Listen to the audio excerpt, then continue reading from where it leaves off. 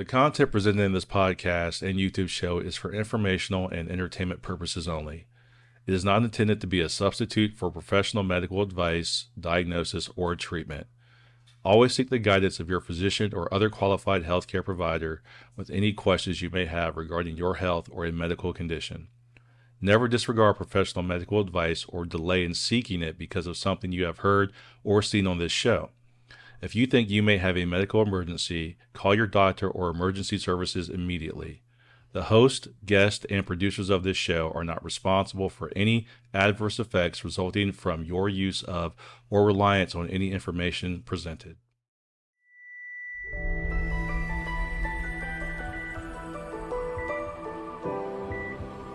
Andrea, can you hear us?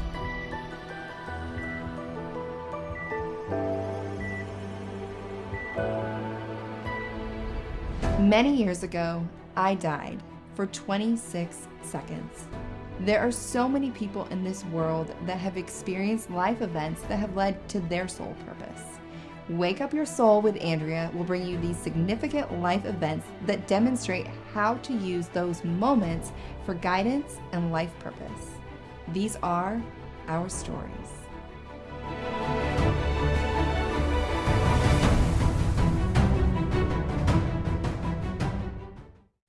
Hi, everyone, and welcome back to Wake Up Your Soul with Andrea Lynn.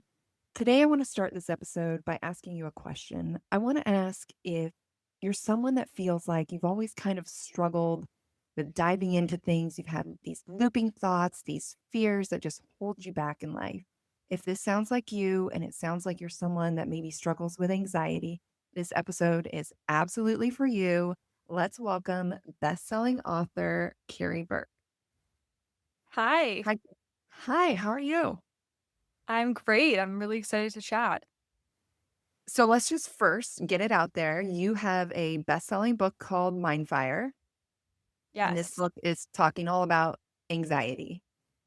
Yes. Is So that right? Okay. Mindfire is basically a roadmap for anyone struggling with their mental health and looking for guidance and looking to feel less alone. It's Perfect. primarily about my struggles going through anxiety, finding out I had anxiety and OCD. But like I mentioned, it really is a roadmap for other people struggling. I include self-care tips for people.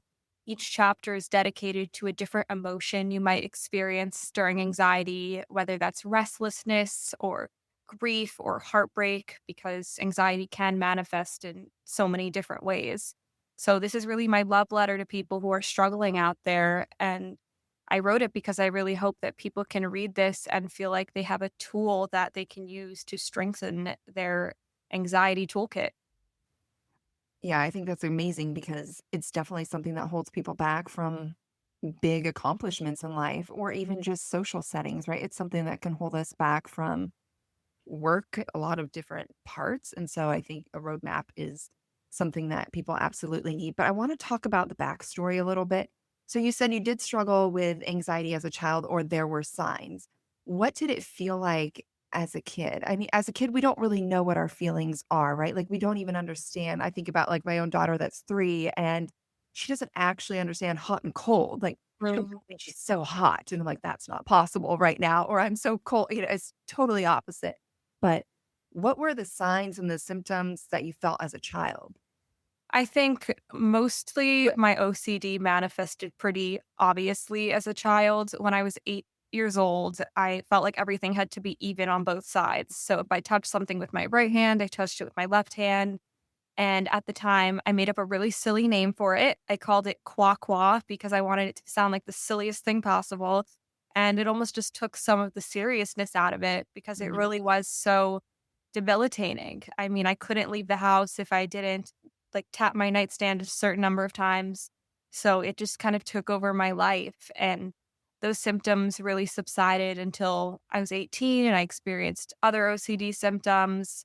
But you mentioned anxiety. When it comes to anxiety, I was always really nervous to sleep away from home, and I couldn't like have a sleepover at a friend's house ever just because I freaked out that I wouldn't get any sleep. And if I didn't get any sleep, then I would have a bad day the next day. So there was just a lot of like catastrophizing as a really young girl. I can understand that. I mean, as a child, I think I had anxiety at certain points, but they're also like, for me, I'm super empathic. So I think I also took on everybody else's anxiety that was in the room. But I want to ask you, so when you're saying you did all these things, did they bring you comfort? Did it actually help you, or was it I just mean, making it a deeper problem? I think in the long term, it makes it a deeper problem. So in the short term, it felt good. It was like temporary relief, but it's not good in the long run. Yeah. So in the long run, like it's not good because you're teaching your brain, for example, that sleeping at someone's house is dangerous and Mhm, scary and just like creating this false narrative in your mhm, head for no reason. And the same with the OCD habits, even though in the moment it felt like I wasn't going to have a good day or things were not going to go my way if I didn't tap a nightstand a certain number of times. It was relieving in the moment, but it was, like, teaching me bad habits so mhm, that when I was older, if I continued those habits for a long time, I would not be set up for success as someone who's older, especially, mhm. like, with sleeping away from home. How would I ever go on vacations with a significant other or go away to college? So, it was not good in the long run, but in the moment, I was just thinking about the short term and making myself feel better in that moment. Did you eventually stop doing things? Like, so it sounds like for a while you did things like you did the tapping and you did different things to help yourself like push through, get through, and still make it happen. Mhm. But did you eventually get to this point where it just became so crippling where you just kind of, I don't want to say gave up, but almost gave up and just didn't do certain things? So for the OCD in particular, I was, like, almost fed up. So that's kind of a good way you described it. I was, like, angry at myself, and one day I said, "If you don't stop doing this, you're gonna lose people you love because you're Oh, just spending way too much time on this." yeah. And that was enough to make me stop that. And then with Where did you get that thought, do you think? I think, well, this is a different story, but now now having gotten OCD education and being, like, way more educated on the topic than I was back then, I feel like that in itself was actually an OCD way of going about it, and I'll Mhm, explain why. Um, with OCD, there's something called magical thinking, and mhm. basically you convince yourself, if I keep doing this, then I'm gonna have, like, bad luck, or if I keep thinking this thought, I'm gonna have good luck.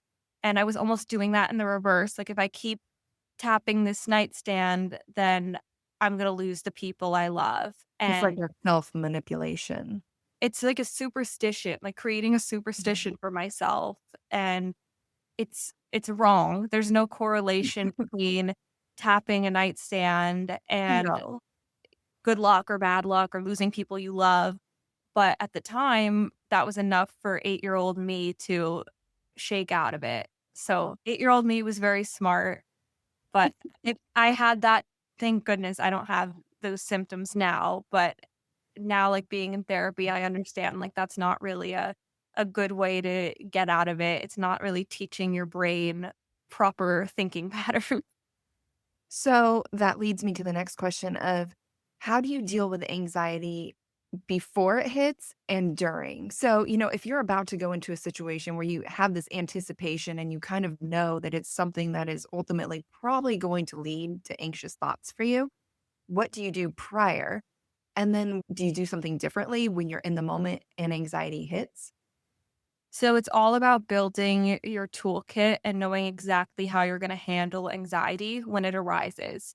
Because even if you don't have an anxiety diagnosis, if you're not anxious prone, you never know what life can throw at you. And you always Mhm. have to be prepared for a mental health crisis. So some of the tools I like incorporating into my toolkit are using your five senses. You can do that anywhere, naming five things you see, hear, smell around you. Also, moving your body. If anxiety strikes and you're at a dinner, get up, go to the bathroom, take a walk. If you're not as busy, go out, go on a run, take a yoga class. Moving your body is just a surefire way to boost endorphins.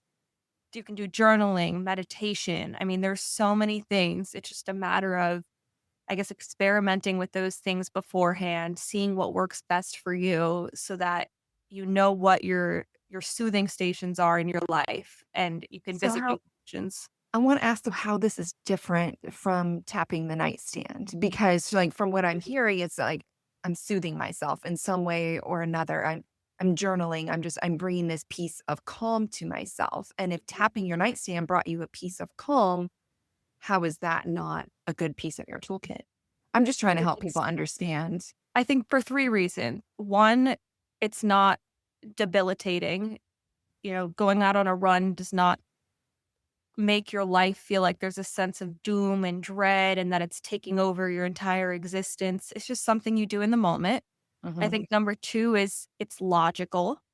I'm going to keep with the running example. This is something that's genuinely good for you and it's a real thing. And, running is medically, scientifically proven to help boost endorphins. Tapping your nightstand doesn't do anything for you. And I think number 3 is just productivity. I think tapping a nightstand is not productive. It does nothing for your mental, physical, emotional well being.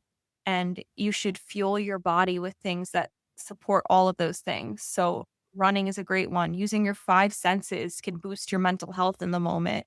Mhm. Tapping a nightstand doesn't boost your mental health, it worsens it.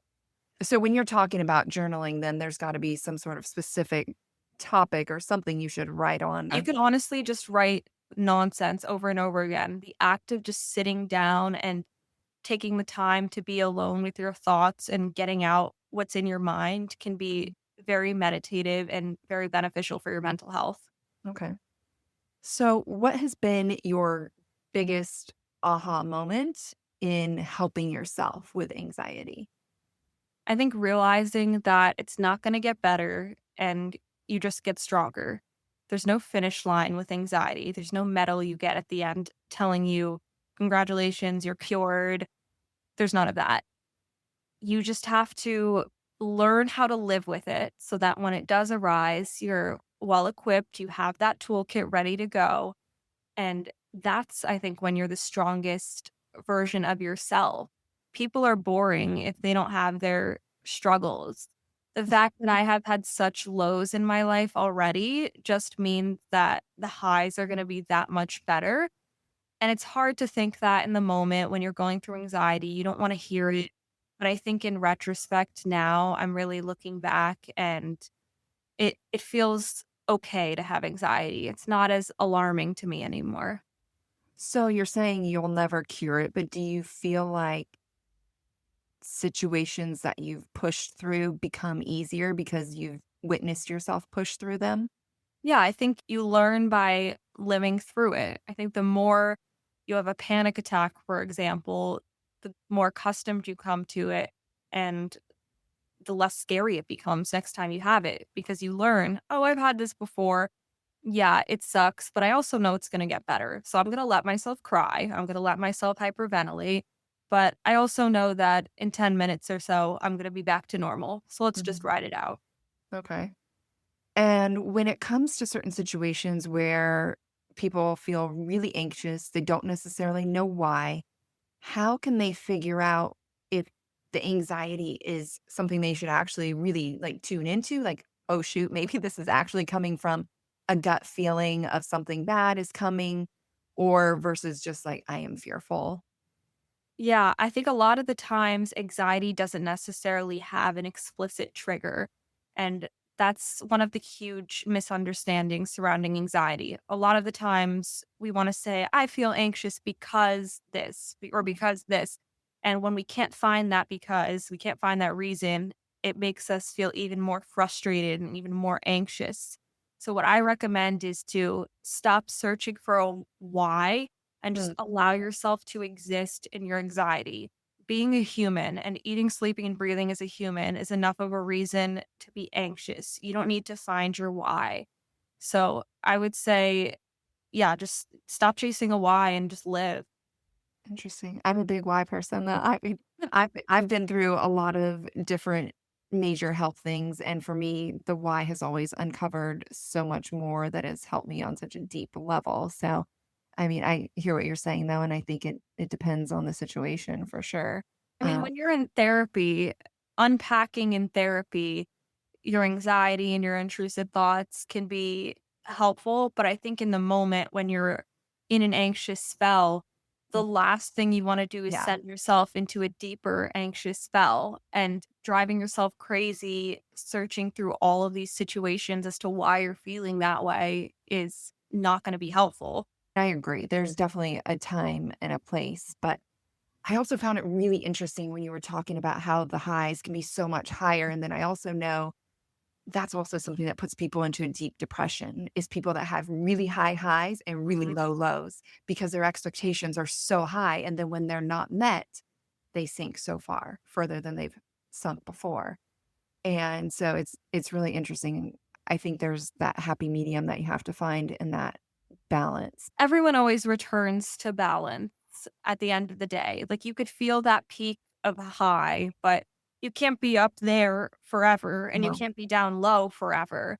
So I would just say enjoy the highs while you have them, live in the lows while you have them. And either way, whether you're really high or really low, you're always going to come back to that happy medium and that balance. Most of our lives are meant to be lived at that balance. If the Right. scale is too far in either direction, Mhm.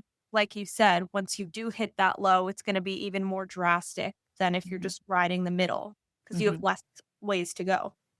Do you have any mantras that you think are really helpful and good for people to tell themselves when they're too high or when they're too low to get themselves back to that middle ground, to that balance? Mhm.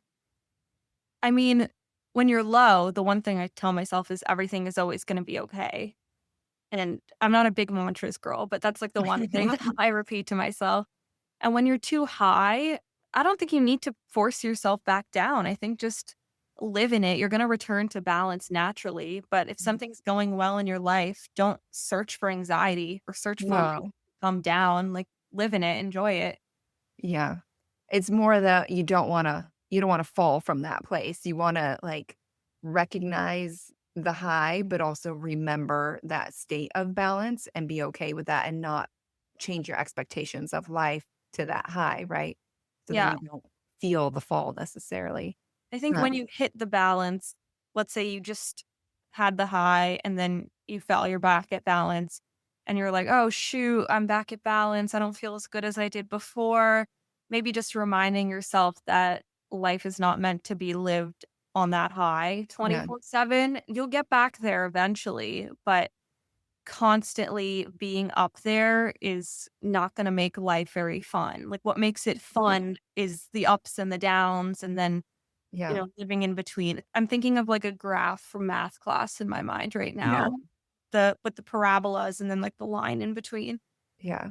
No, I agree. Life you have to see that life is great when it's really high, but it's also really great when it's not. And that's a really Mm. key thing for people to see in their lives is see the greatness at every point of your life. Yeah.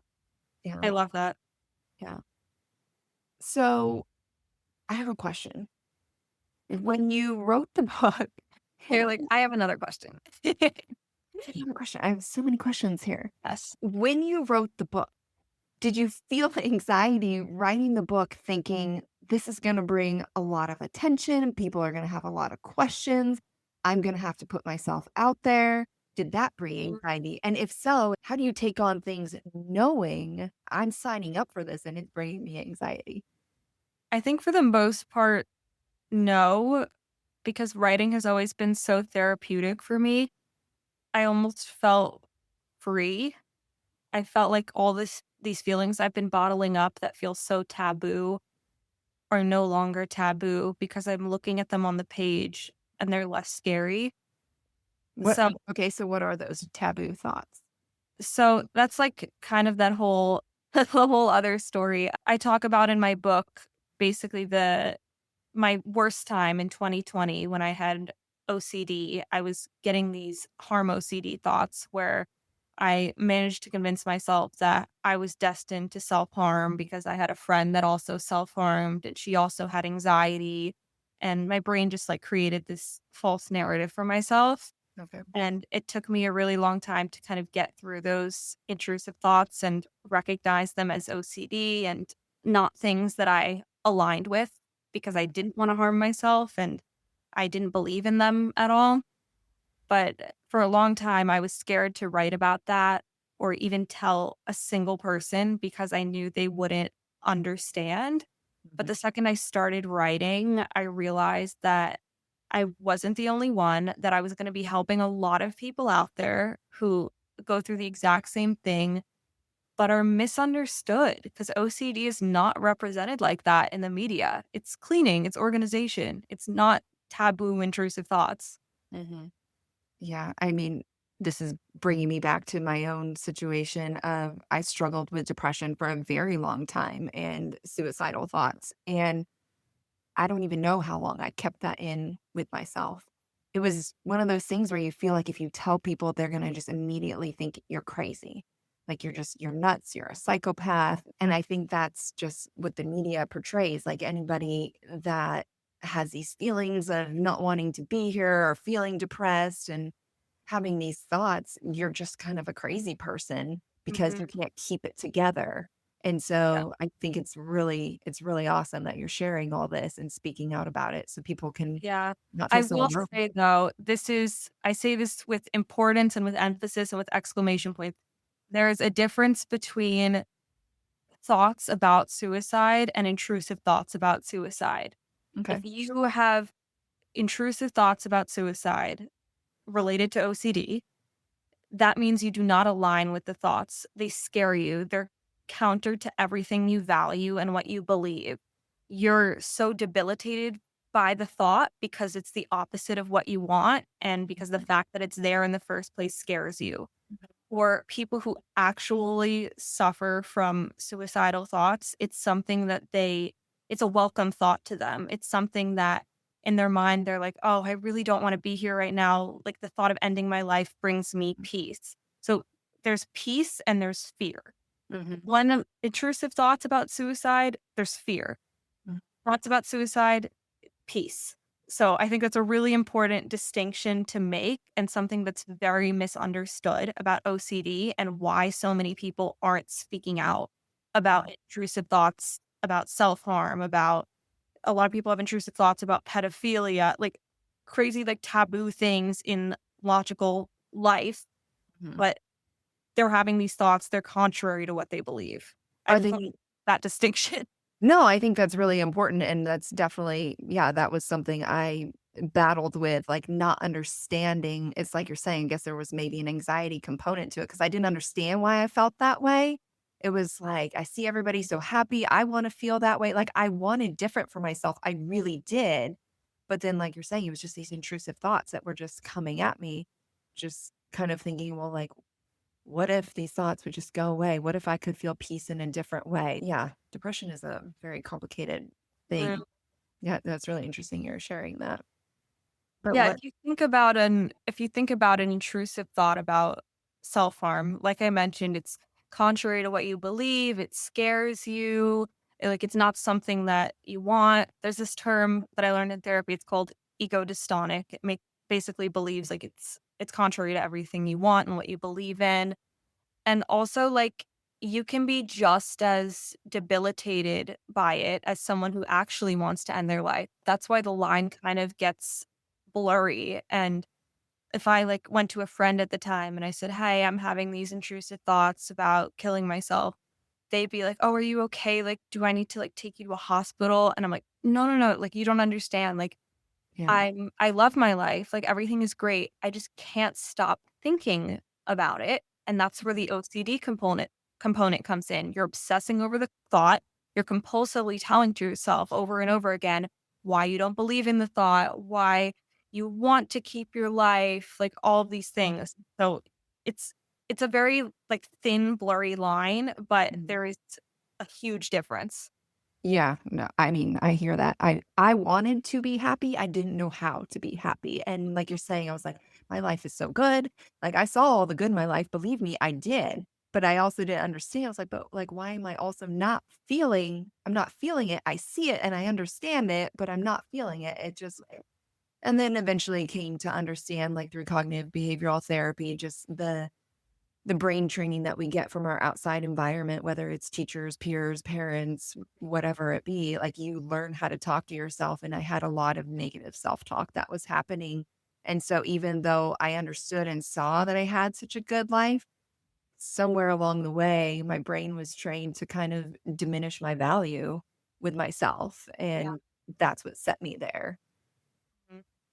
That's I think something a lot of people struggle with, feeling like their life is great, nothing's wrong, and then all of a sudden, boom, a thought hits. It makes no sense. It's opposite to everything you want and what you believe in. And that's when you kind of have to recognize it in Mhm. that moment. And that's why cognitive behavioral therapy is so helpful because we're talking through it, because we're recognizing these thought patterns and identifying them as irregular thought patterns before we start getting so deep into it that we're basically drowning in these illogical thoughts.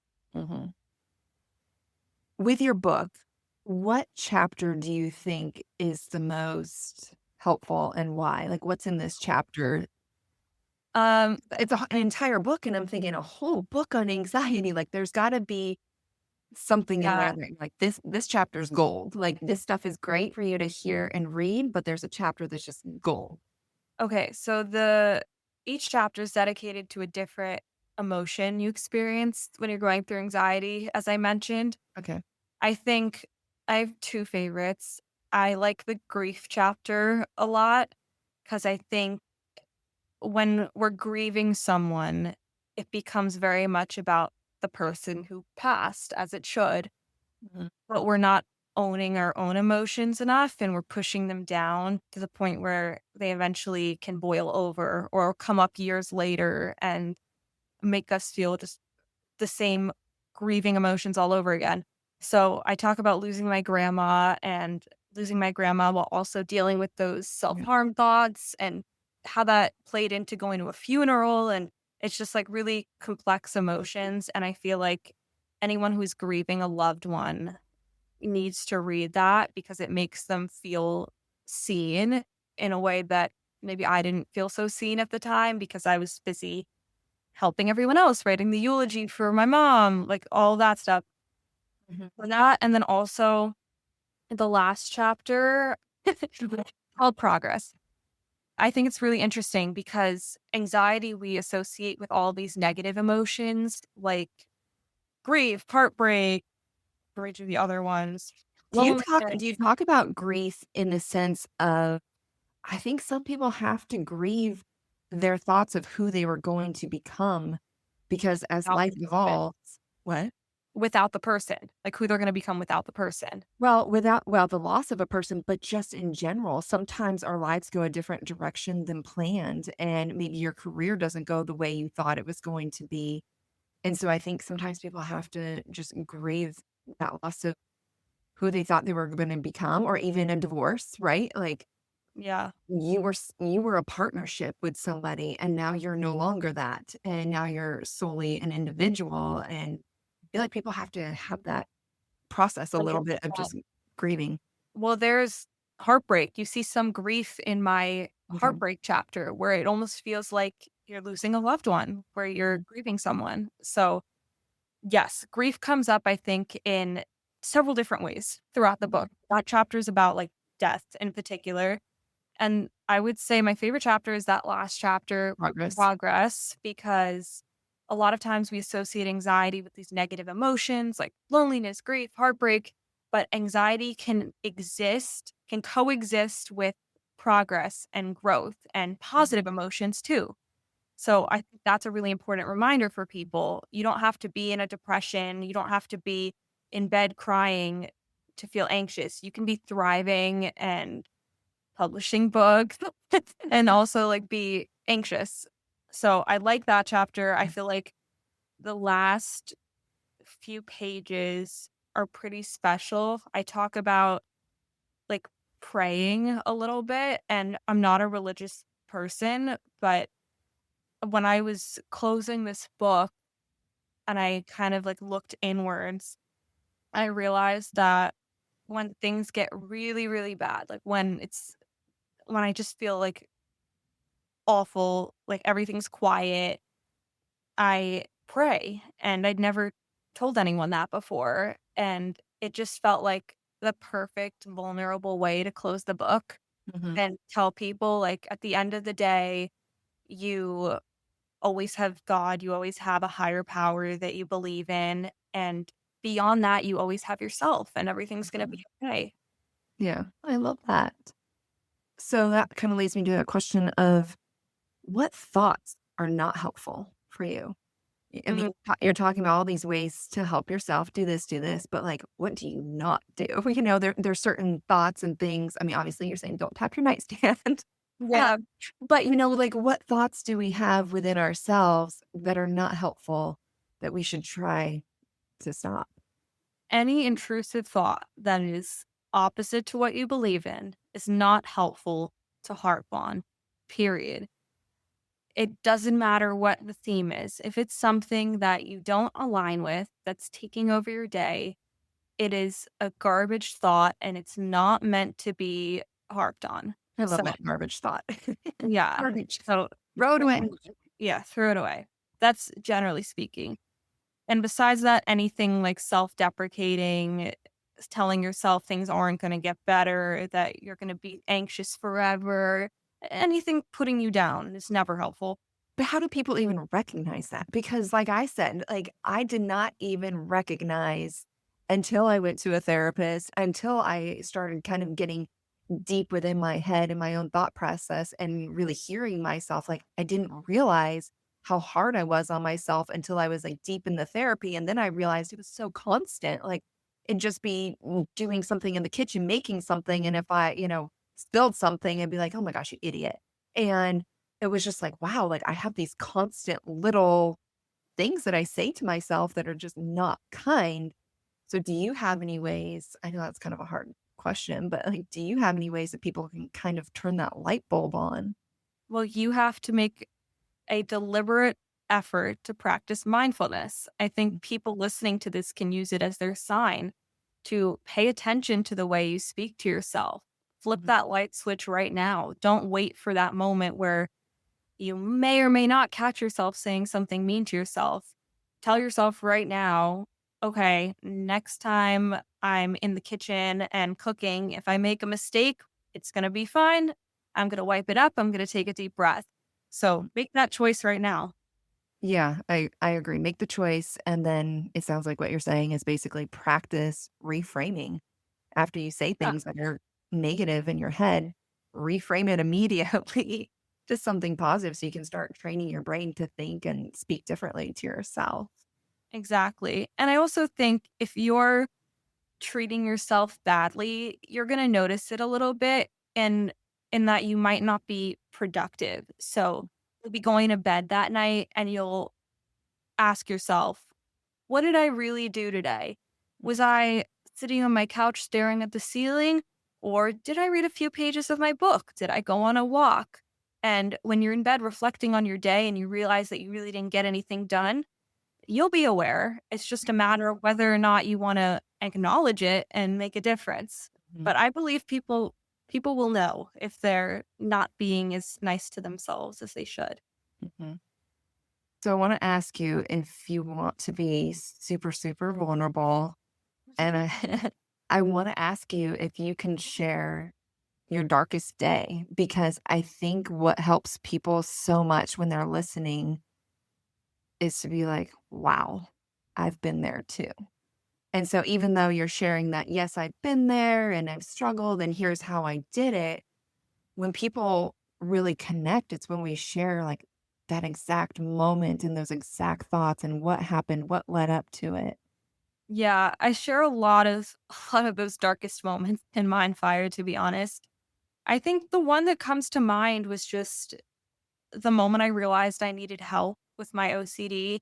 I was riding my Peloton bike and I just felt like my Peloton was going to be my escape from those intrusive thoughts about self-harm. I wasn't going to have them. I was just going to like enjoy my ride, but I was so fully like submerged in those thoughts that not even my favorite ride with my favorite instructor could provide an escape. And I just felt like so hopeless. And I just collapsed over my bike and cried in the middle of the class. And I called my mom over and I said, I don't know what to do. I think I need to see a therapist. And it's, I think this is important too, that a lot of times people can be forced into therapy before they're ready. Mhm. And people ask me, do you wish you went to therapy sooner when you were struggling? Like I started struggling 2 months before that. And I think my parents could have forced me into therapy, but it wouldn't have been as productive. But in that moment, I genuinely needed help. And that was like a huge turning point for me. And it set me on a really long, hard path to facing my thoughts head on.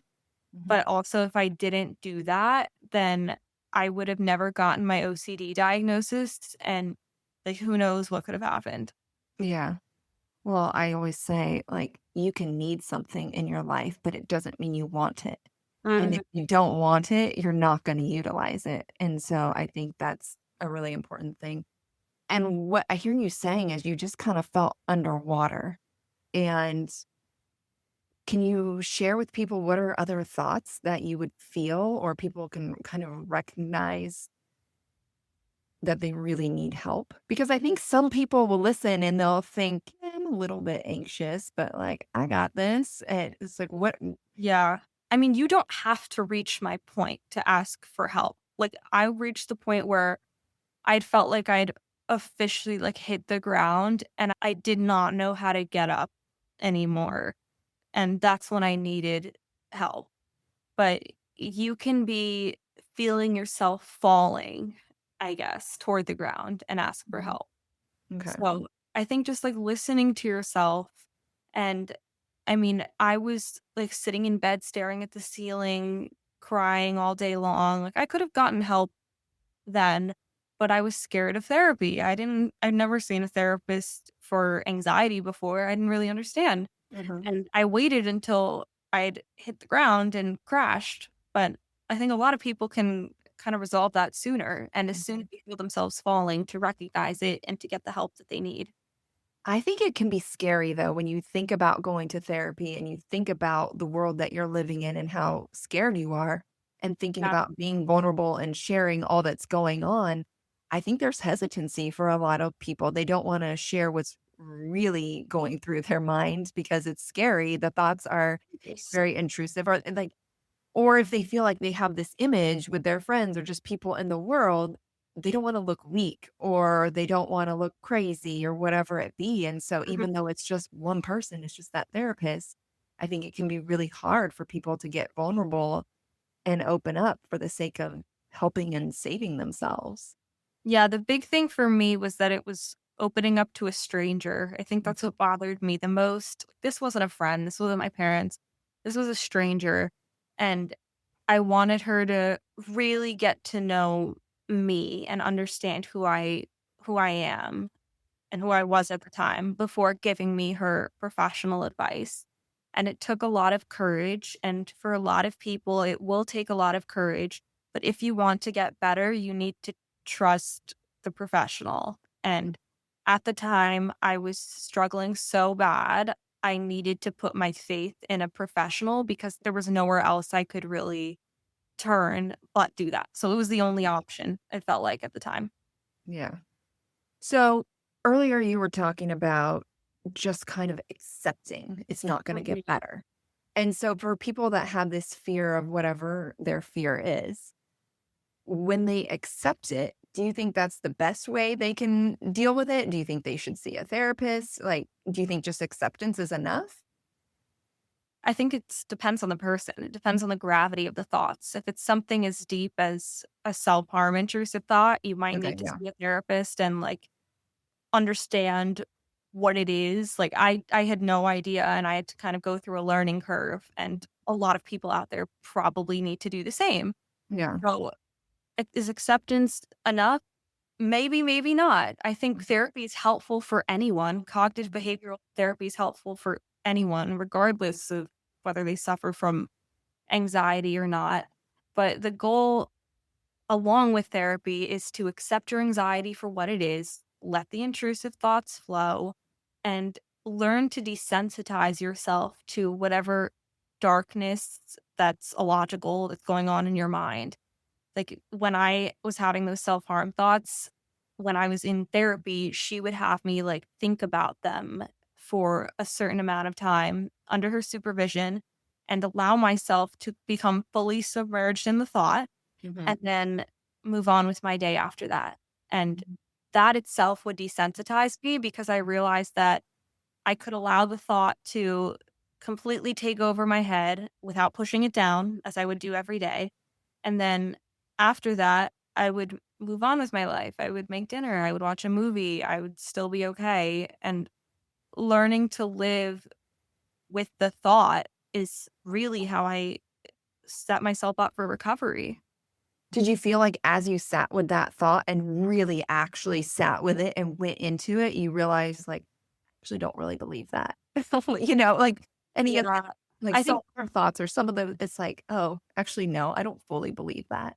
I mean, in the moment, I was I was scared. I don't know if I recognized in the moment, like, "Oh, this is silly."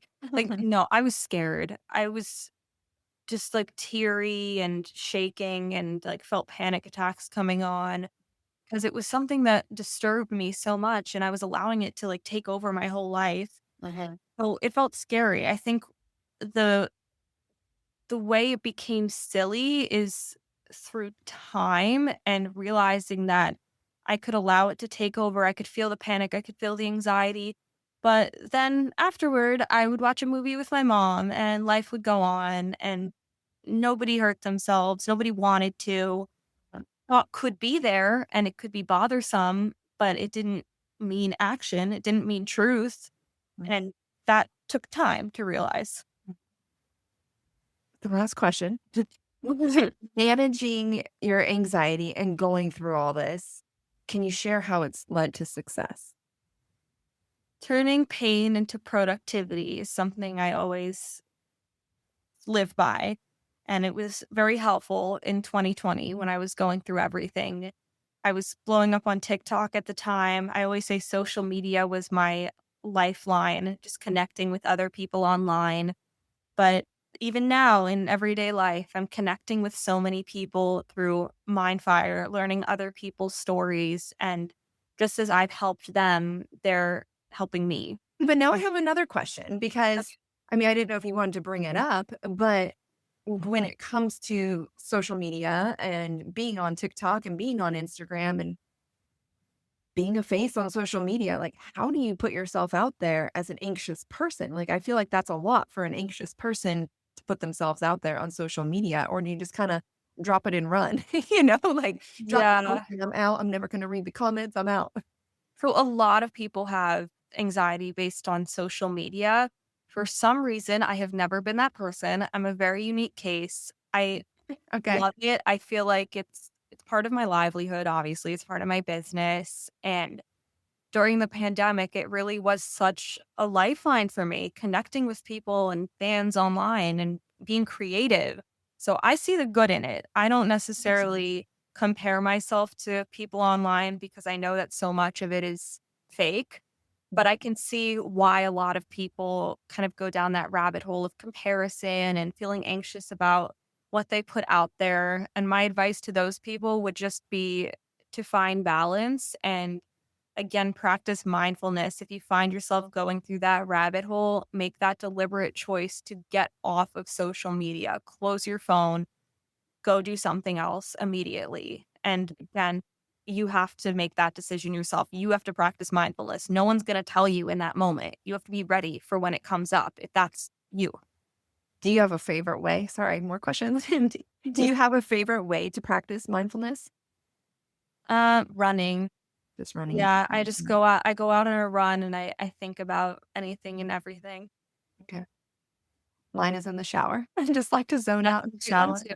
Yeah, just let the water hit me. Yeah. Yes. Yeah. Okay. Well, thank you so much for being here. Where can people find you? Where can they find your book? Your book is called Mindfire, Diary of an Anxious, what is it? Anxious 20 20, something. yeah, 20 something. That's me. Uh, Carrie. Yeah. So Mindfire, it's right here because I was looking at the chapter name. Mindfire, Diary of an Anxious 20 something is available on Amazon, Barnes and Noble, Walmart, Target, basically anywhere you Everywhere. get books. Okay.